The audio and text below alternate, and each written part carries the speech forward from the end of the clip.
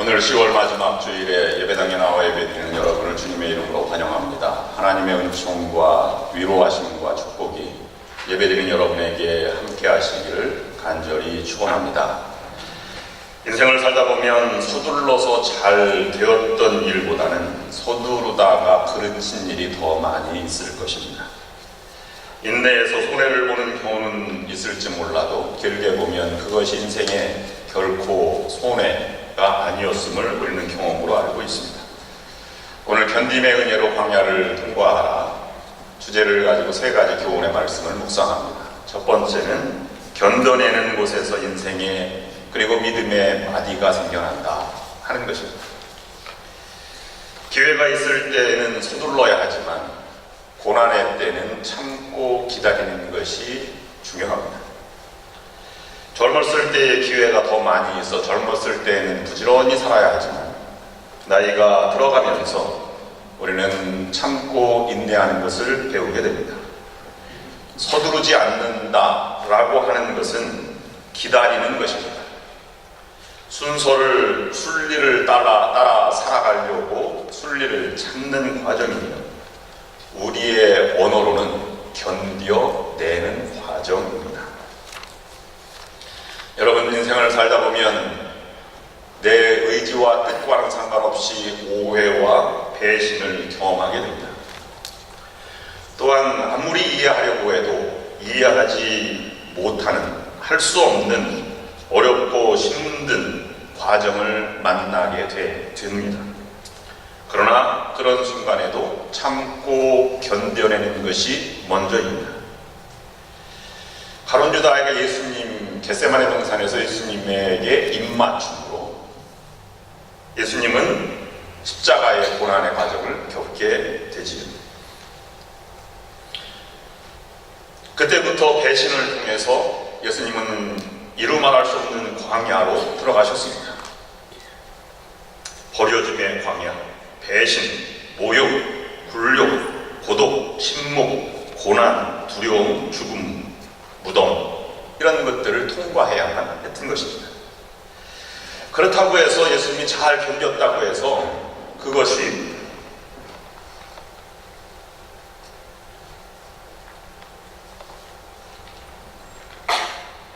예수님에게 고통이 아니었던 것은 아닙니다. 내 마음이 심히 고민하고 죽게 되었으니 하나님 왜 나를 버리십니까? 이렇게 말할 정도로 참을 수 없는 아픔이었습니다. 그런데 예수님은 그 광야를 어떻게 이겨나가셨습니까? 광야 체험을 하실 때 예수님은 이전과는 전혀 다른 방식으로 행동을 하셨습니다. 한 번도 반항하거나 거부하지 않으시고 다 받아들이셨습니다. 치욕과 굴욕, 침을 뱉을 때에도 가만히 계셨고 모욕을 당할 때에도 가만히 계셨습니다. 심지어는 끌고 갈 때에도 십자가에 못 박힐 때에도 가만히 계셨습니다. 저항하거나 뿌리치지 않았습니다. 놀랍게도 주님은 그런 과정을 통해서 구원의 사역을 향해서 갔던 것입니다. 잠잠히 계심으로 그리고 자신에게 주어진 모든 고난을 받아들이심으로 구원 사역을 완성해 나가신 것입니다. 무엇을 새롭게 뒤엎으심으로 완성해 나가는 것이 아니라 멸시, 천대와 굴욕과 십자가의 고난과 죽음을 그대로 받아들임으로써 완성해 나가는 것입니다. 이것을 우리는 십자가의 사랑이라고 말합니다. 주어진 현실을 인정하고 받아들이고 참고 견디며 기도하는 것이 광야를 통과하는 가장 좋은 방법입니다. 예수님도 그런 식으로 견디어내셔서 부활이라고 하는 면류관을 얻게 되신 것입니다. 예수님은 그 고난의 현장 가운데 하나님께 처절하게 기도를 드렸습니다. 이 잔을 내게서 옮기시옵소서 3번씩이나 눈물의 기도를 드렸습니다. 그러나 하나님은 그 잔을 옮겨주시지 않았습니다. 그냥 그 모습대로 광야로 들어가게 하셨습니다. 다만 그 잔을 마실 수 있는 믿음과 힘을 주신 것입니다. 광야로 들여보내시되 광야를 지날 힘을 주셨던 것입니다. 우리도 인생의 문제를 놓고 기도합니다.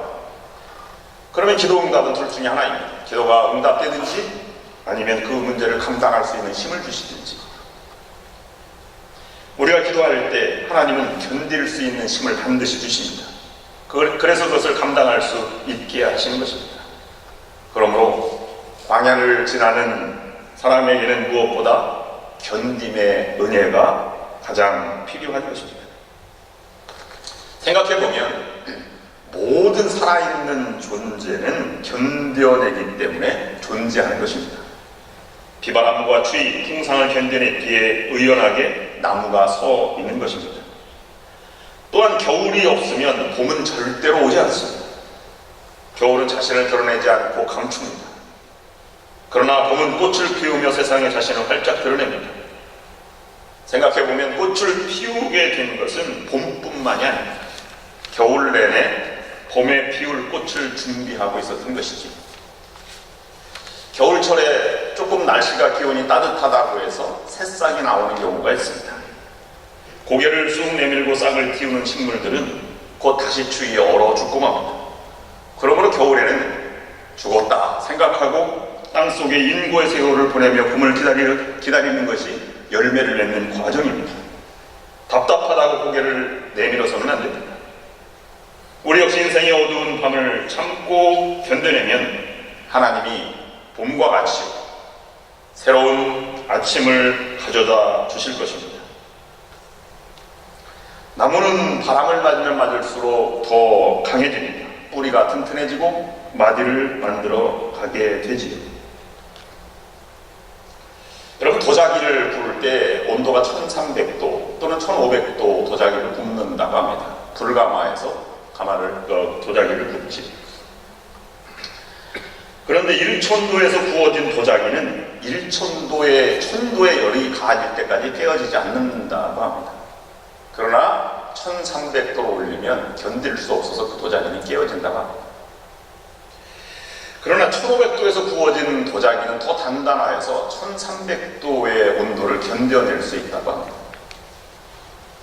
어떤 사람은 1000도의 고난이 주어져도 넉넉히 이겨나가는데 어떤 사람은 500도의 고난에도 깨어지고 마는 사람이 있습니다. 만약 우리에게 하나님이 1000도의 고난의 영광로를 통과하게 하셨다면 이후에 500도, 700도, 800도의 고난이 주어져더라도 이겨나갈 수 힘은 생기는 것입니다. 그래서 옛 어른들은 겨울이 되면 보리밭을 밟아두었습니다. 뿌리가 든든하게 내리도록 한 것입니다. 하나님도 우리 인생을 꾹꾹 눌러주실 때가 있는 것입니다. 권투 선수들의 말에 의하면 권투 선수는 때리는 연습보다 맞는 연습을 더 많이 한다고 합니다. 잘 맞는 것이 이기는 비결이라고 하는 것이죠. 누가 말 한마디만 하면 시험에 금방 들고 실족하에 넘어지는 성도들이 많이 있습니다. 반면에 누가 뭐라고 해도 끄떡하지 않는 사람들이 있습니다. 여간에서는 시험에 들지 않고 어떤 시험이 와도 잘 이겨냅니다. 이처럼 우리도 믿음의 맷집을 키울 필요가 있습니다.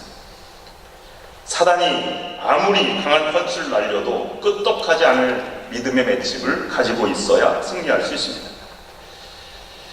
대나무도 세찬 바람에 넘어지지 않고 가늘지만 모든 나무가 큰 바람과 눈에 쓰러지는 경우가 있어도 대나무는 결코 쓰러지는 법이 없답니다. 왜냐하면 마디가 분명하게 있기 때문입니다.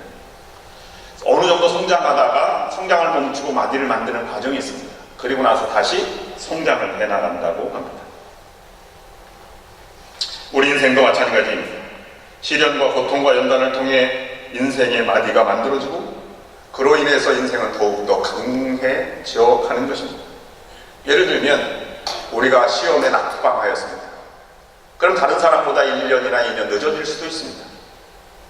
그러나 그 시기에 대나무처럼 인생의 굵은 마디가 생겨나게 되는 것입니다. 그래서 더 강한 사람이 됩니다. 군대 가면 참고 견디는 것뿐입니다. 그러나 그 시기도 인생의 큰 마디를 만들어 가는 과정입니다. 우리가 살아가면서 실직, 이혼, 질병, 가난, 고통, 실패, 고난 무수한 어려움들이 찾아옵니다. 그러나 그것을 견뎌나가면 우리는 인생을 더 강하게 살아갈 수 있는 것입니다.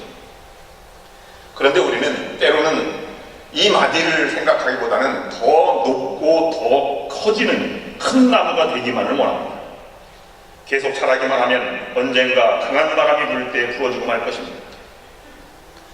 어려움이 닥칠 때, 시련이나 고난이 임할 때 한 걸음 인생에 물러서서 견딤의 은혜를 생각해 보시기 바랍니다. 내 인생에 하나님의 또 하나의 마디를 만들어 주시는구나. 교회와 가정에도 큰 어려움이 닥칠 수 있습니다. 그럼 여러분 이렇게 생각하십시오. 우리 교회에 큰 부흥을 이루시려나 보다 라고 생각하시면 어떻겠습니까? 두 번째, 모든 시련은 언젠가 끝이 있습니다. 사사시대의 베들레헴에 큰 가뭄이 들었는데요. 10년 가뭄이 들었습니다.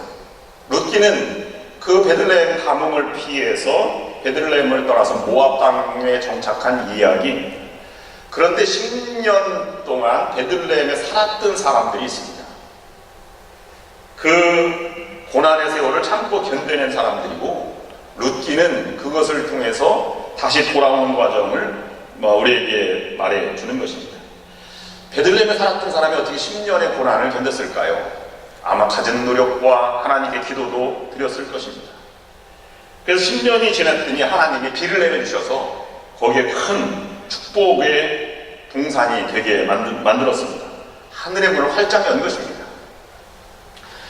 룻기 1장 6절 말씀에 보면 우리 개역개정판에는 이렇게 기록되어 있습니다. 여호와께서 자기 백성을 돌보시사 그들에게 양식을 주셨다 함을 듣고 룻과 나오미가 이 베들레헴에 사는 사람들의 소문을 들었다는 것입니다.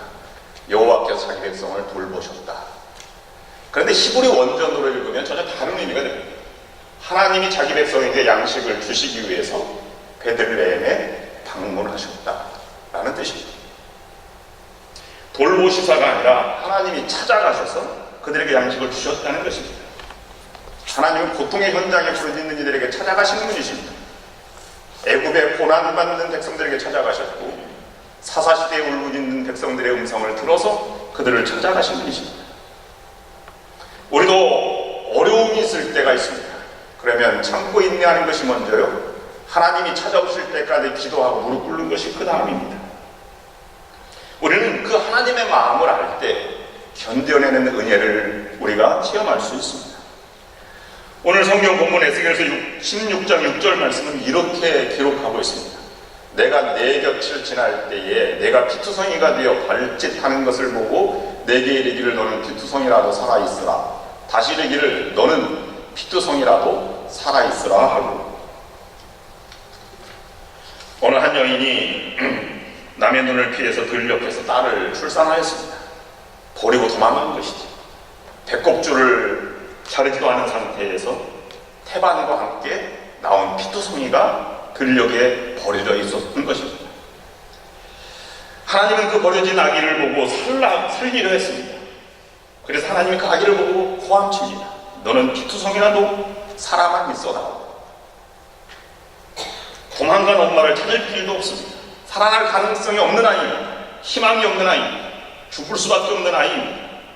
아마 하루도 못 넘기고 죽어갈 것입니다. 그 아이가 살기 위해 살 수 있는 것은 아무것도 없습니다. 그런 아이를 보면서 하나님이 너무 안타까워하시면서 피투성이라도 살아만 있어라 라고 말할 것입니다. 이것은 에스겔 선지자가 포로 시대를 살아가야 할 이스라엘 백성들에게 주시는 말씀입니다. 그러나 그것이 바로 오늘 예배드리는 우리들의 마음, 우리들의 모습일 수 있고 또는 나의 모습일 수도 있는 것입니다. 하나님이 우리에게 말씀하십니다.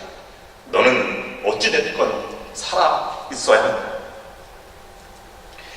참혹한 교통사고를 당했습니다. 아버지가 즉사했습니다. 딸이 함께 탔는데 살아있는지 죽었는지 모릅니다. 병원을 가서 봐야 할 것 같습니다. 그때 어머니는 병원에 달려가면서 한 말이 유일하게 하나님의 음성과 같은 말을 하지 않겠습니까? 내 딸아이는 살아있어야 한다. 어떤 상처가 있어도 살아만 있어라. 이것이 어머니의 마음이자 하나님의 마음입니다. 하나님은 여러분이 살아남기를 바라고 계십니다. 어찌 됐든 간 포기하지 않고 참고 견뎌내 나가는 것 속에 하나님은 하나님 임할 때까지 살아있으라고 우리에게 말씀해 주고 있는 것입니다. 그런데 어느 정도 되어야지요. 도대체 더 이상 할 수 없을 한계를 경험할 때가 한두 번이 아니지 않습니까? 차라리 포기하고 싶을 때가 있습니다. 하나님 더 이상 살아갈 힘이 없습니다. 버텨낼 힘도 없습니다. 의욕도 없습니다. 이겨내고 싶은 마음도 없습니다. 이제는 포기하고 싶습니다. 손을 놓고 싶습니다. 로뎀나무 아래의 엘리야처럼 그냥 죽고 싶은 생각이 들 때가 왜 한두 번이겠습니까? 견딜 수 없는 한계점에 도달할 때에 하나님 말씀, 하나님의 음성, 하나님의 마음을 빼앗을 줄 아는 사람이 견디는 사람입니다. 하나님은 말씀하십니다. 무슨 소리냐? 내가 너를 얼마나 사랑하는 줄 아느냐? 너는 피투성이라도 살아만 있어라. 다시 이르기를 피투성이라도 살아만 있으라 라고 말씀하는 것이 하나님의 음성입니다. 이것만 잘 참고 견뎌내면 반드시 하나님이 찾아올 날이 있을 것이라는 것입니다. 이별, 재난, 실패, 가난, 수치, 모욕, 배반, 배신, 질병, 낭망, 외로움 이런 것들을 이겨내야 합니다. 자존심이 상하는 것을 이겨낼 수 있어야 하는 것입니다. 목사님, 저 살아남았습니다. 하나님, 저 살아남겠습니다. 하는 음성을 우리가 말할 수 있는 성도가 되어야 합니다. 이 피투성의 아이가 어떻게 되었는지 아십니까?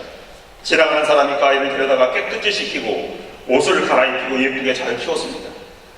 그리고 그 사람의 모습을 에스겔서 16장 13절의 말씀에서 기록하고 있습니다.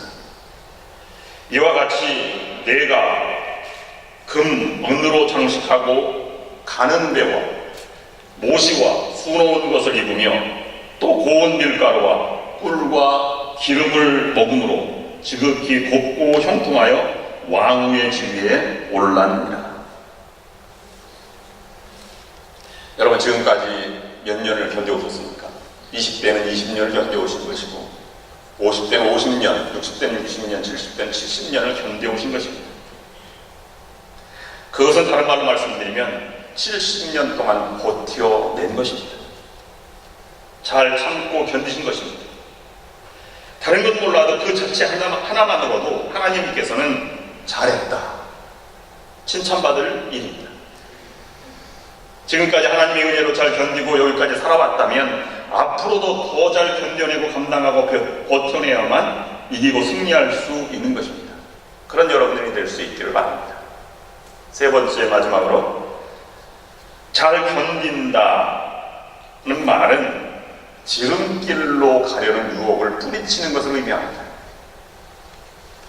인간적인 생각과 인간적인 방법을 포기할 때 견딤의 은혜를 입을 수 있습니다. 다른 말로 말씀드리면 하나님이 나에게 마음의 음성을 통해서 말씀을 통해 주시는 그 음성을 따라가는 것입니다. 그렇게 따라가 견디는 자만이 하나님께 쓰임을 받을 수 있습니다. 김정민이 쓴 숭어라는 나라에서 나온 동화책 한 부분을, 짧은 부분을 제가 읽어드리겠습니다. 어느 마을에 마음 착하고 정직한 젊은이가 있었다.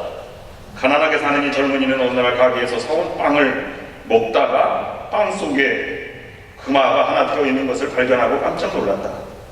젊은이는 얼른 그 금화를 가지고 빵 가게로 달려갔다. 할아버지, 이 금화가 빵 속에 들어있었습니다.